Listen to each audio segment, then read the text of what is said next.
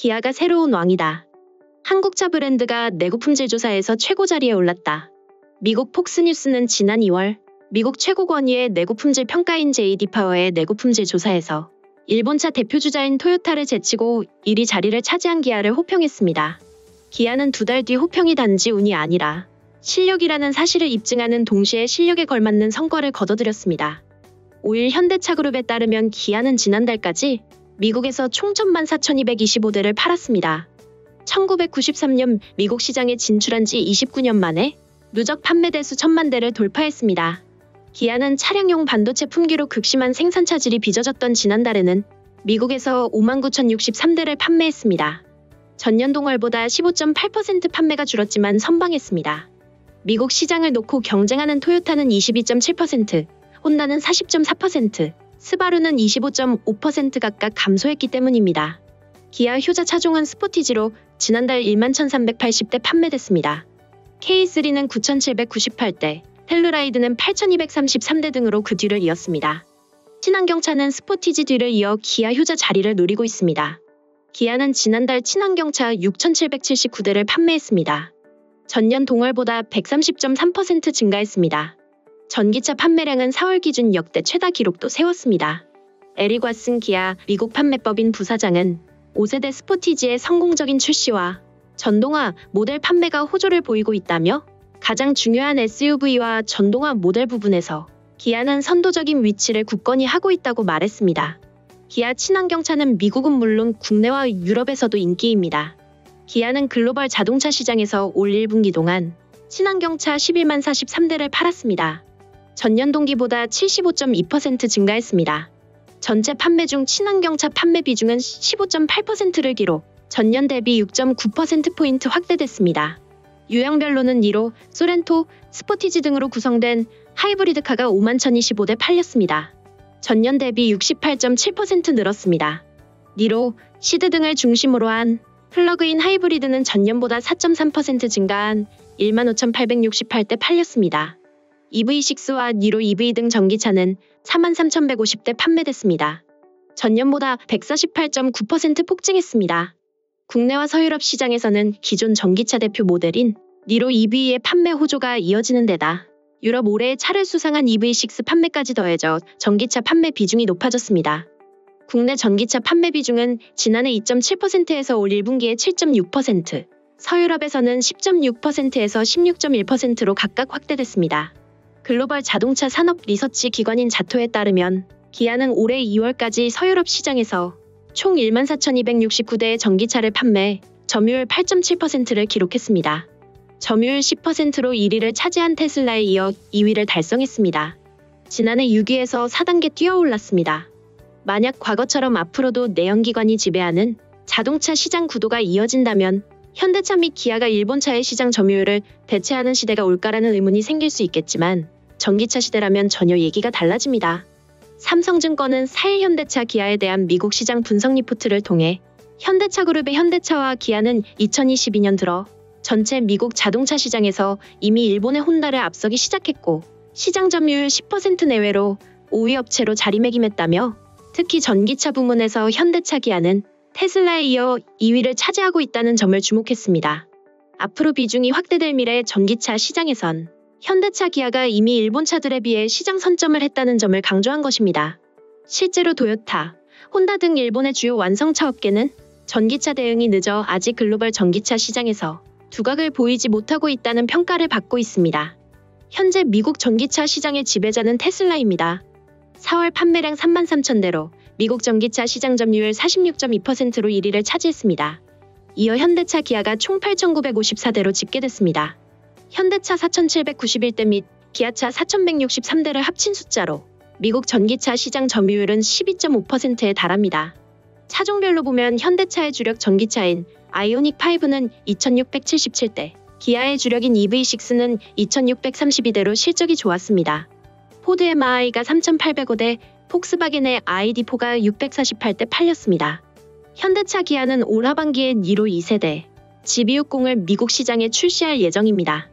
이어 2023년에는 현대차는 GV80 전기차, 아이오닉6와 아이오닉7, 기아는 EV9을 출시할 계획입니다. 삼성증권은 이와 관련 2023년 미국 전기차 시장에서는 중대형 SUV 전기차가 승부처가 될 것이라며 현대차의 아이오닉 5와 7, 기아의 EV6와 EV9의 선전 여부가 향후 미국 전기차 시장에서 성공 여부를 결정할 것이라고 전망했습니다. 한편 일본 네티즌들은 이 소식과 관련해 다양한 반응을 보였습니다. 현대가 일본 재진출을 위한 기합이 꽤 들어가 있네. 실제로는 주변에서 아무도 입에 올리지 않는데 이러한 웹 기사가 꽤 나오는 것은 마케팅 예산 덕분이겠지.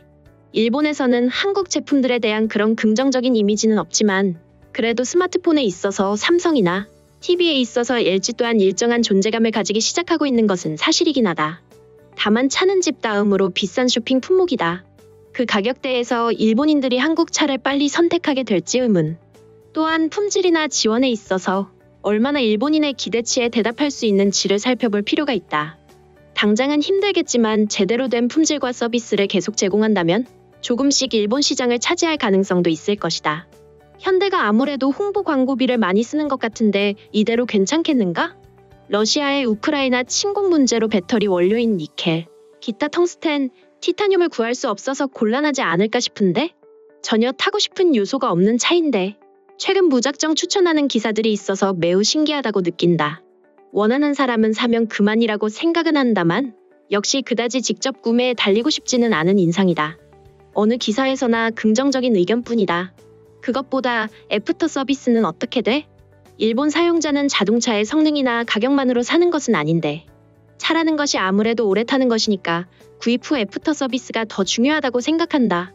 비슷한 자동차들 중에서도 배터리에 따른 충전 방식이라고 하는 부정적인 요소만 무시하면 선택하고 싶어지는 자동차인 것은 확실하다. 때문에 꼭 시승해보고 체험해보는 것을 추천한다. 그런 의미로 이 기사를 작성한 기자가 직접 사비로 구입해서 장기 사용자 리포트를 게재해줬으면 한다. 예전보다는 분명 차로는 발전하고 있겠지. 하지만 뭔가 그 차량 로고를 사람들에게 보여주고 탈 용기는 생기지 않는다. 주변으로부터 자신의 상식을 의심받을 것만 같다. 어쩌면 삼성의 방식처럼 회사 로고를 숨기고 판매하려나? 성능이나 승차감은 결국 시승해보지 않으면 모르겠지만 그 이전에 타는 것만으로도 손가락질 받는 차는 역시 살 수 없을 것입니다. 죄다 괴팍한 코멘트들 뿐이네. 아이오닉이 국내에서 뛰기 시작하면 모두가 부러움의 눈으로 바라볼 수 있을 것이다. 닛산 리프의 존재감 없음에 비해 아우라가 듬뿍 느껴진다. 갖고 싶네. 불타는 차를 타고 싶지도 않고 딜러가 없는데 고장이나 차검은 누가 볼 수 있지? 이런 귀찮은 차는 필요 없다. 이런 똑같은 기사에 돈을 쓸 것이 아니라 제대로 자사정비 공장을 차리거나 딜러망을 구축하는 것이 먼저 아닐까요? 신뢰를 얻는 것이 우선이라고 생각합니다만 아무래도 그 나라는 모두 눈앞의 이익만 살펴보기 때문에 일본인의 신뢰를 얻을 수 없습니다. 아, 답을 말해버렸네요. 텔레비전이나 스마트폰이라면 따로 한국산도 사용해도 좋다고 생각하지만 이보다 더 큰 돈을 투자해 목숨을 맡길 차로 한국산을 선택하긴 어렵다.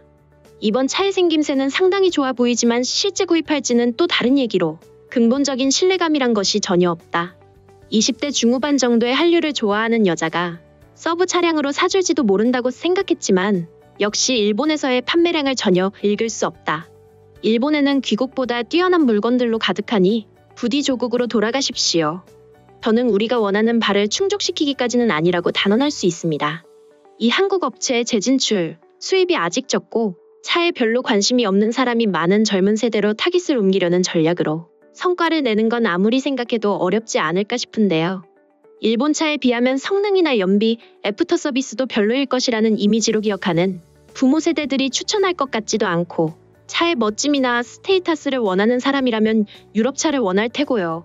그래도 어디에 승산이 있다고 재진출을 결정했는지는 좀 흥미롭네요. 카탈로그 스펙으로서는 나쁘지 않다기보다 오히려 낫다. 일본 외의 나라들에서도 그렇게 받아들여지고 있다. 즉, 제품으로서는 좋은 것이라는 게 확실하다는 것. 단지 미래에도 그 이상의 것을 낼 수 있을지가 중요하다. 현재로선 브랜드 이미지나 본국인 한국 자체에 대한 국민 감정을 뛰어넘는 매력이 있다면 분명 팔릴 것이다. 예를 들어 필요한 것은 보상 체제나 백업, 내구성, 가격 등 정도라고 본다.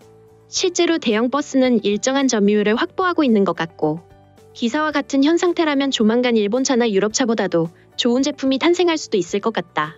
지금까지 관련 소식을 접한 일본 네티즌들의 반응이었습니다. 오늘 내용이 도움이 되셨다면 구독과 좋아요, 알림 설정 부탁드리겠습니다. 세상의 소식을 전하는 월드리뷰는 계속해서 달려나가겠습니다. 시청해주셔서 감사합니다.